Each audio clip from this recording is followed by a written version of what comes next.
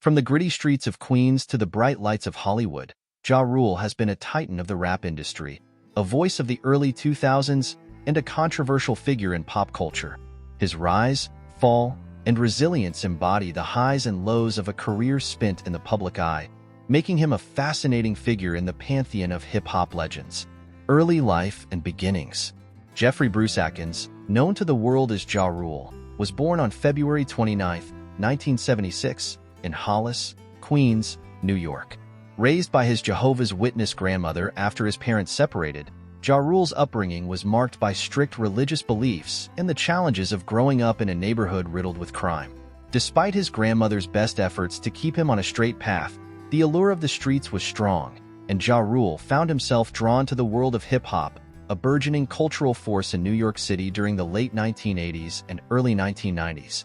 Ja Rule's interest in music began early, and by the time he was a teenager, he had formed a group called Cash Money Click with his friends Chris Black and O1.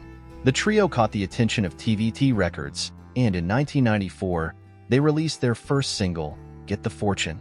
Although the group showed promise, their momentum was halted when Chris Black was incarcerated, leading to the group's disbandment. Ja Rule, however, was undeterred and continued to pursue a solo career, determined to make his mark on the music industry, breakthrough and rise to fame. Ja Rule's big break came when he was introduced to Irv Gotti, a music producer who would go on to become a pivotal figure in his career. Gotti, impressed by Ja Rule's talent and gritty, raspy voice, signed him to Def Jam Records in the late 1990s. This partnership would prove to be one of the most successful in hip-hop history. Ja Rule made his first major appearance on Jay-Z's hit single, Can I Get A? In 1998, which was featured on the soundtrack of the movie Rush Hour.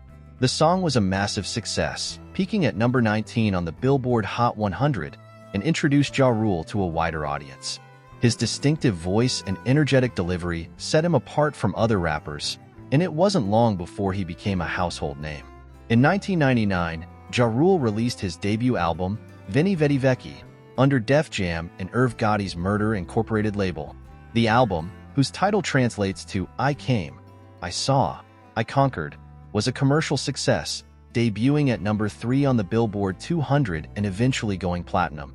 The lead single, Holla Holla, became an anthem, and Ja Rule's aggressive, streetwise lyrics resonated with fans who related to his tales of struggle and triumph. Dominance in the early 2000s. The early 2000s saw Ja Rule at the height of his career. His sophomore album, Rule 336, released in 2000, marked a shift in his style. With a blend of hardcore rap and R&B, the album produced hits like Between Me and You, featuring Christina Milian, and Put It On Me, featuring Lil Mo and Vida. The latter song, in particular, became one of Ja Rule's signature tracks, and its success helped solidify his place as a leading figure in the rap game. Ja Rule's third album, Pain Is Love, 2001, was even more successful, debuting at number 1 on the Billboard 200 and earning triple platinum status. The album spawned several hit singles, including Livin' It Up, Always on Time, featuring Ashanti, and I'm Real, Murder Remix, with Jennifer Lopez. The collaboration with Lopez, in particular, showcased Ja Rule's ability to create crossover hits that appealed to both hip-hop and mainstream audiences.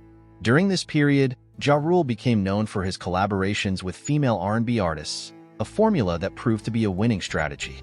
His smooth, melodic hooks paired with hard-hitting verses created a unique sound that dominated the airwaves.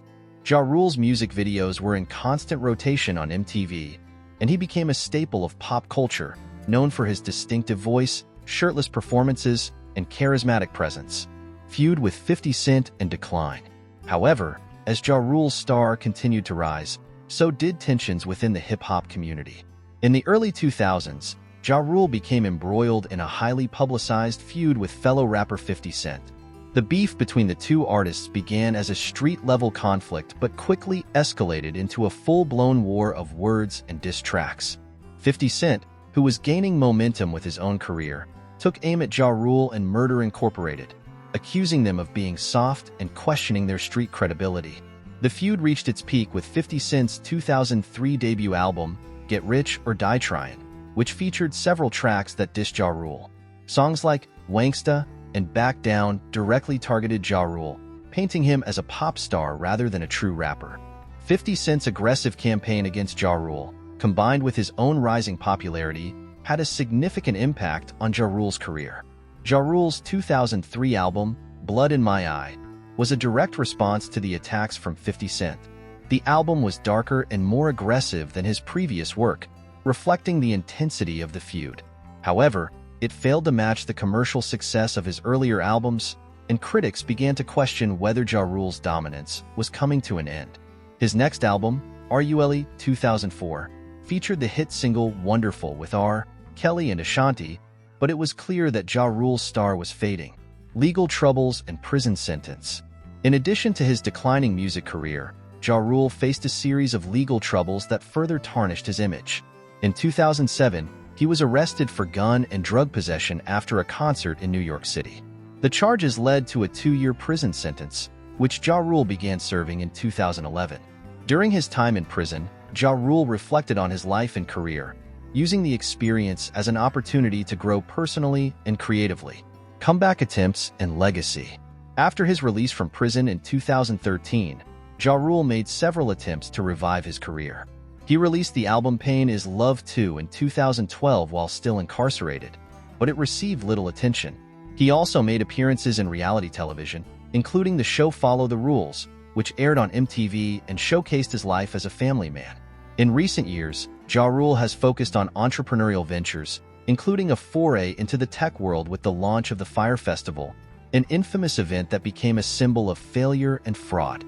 The festival's disastrous outcome led to lawsuits and further damaged Ja Rule's reputation, but it also highlighted his resilience and ability to remain relevant in the public eye.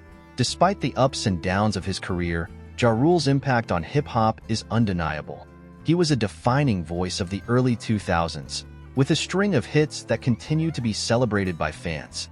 His ability to blend rap and R&B helped shape the sound of mainstream hip-hop, and his collaborations with artists like Ashanti and Jennifer Lopez remain iconic.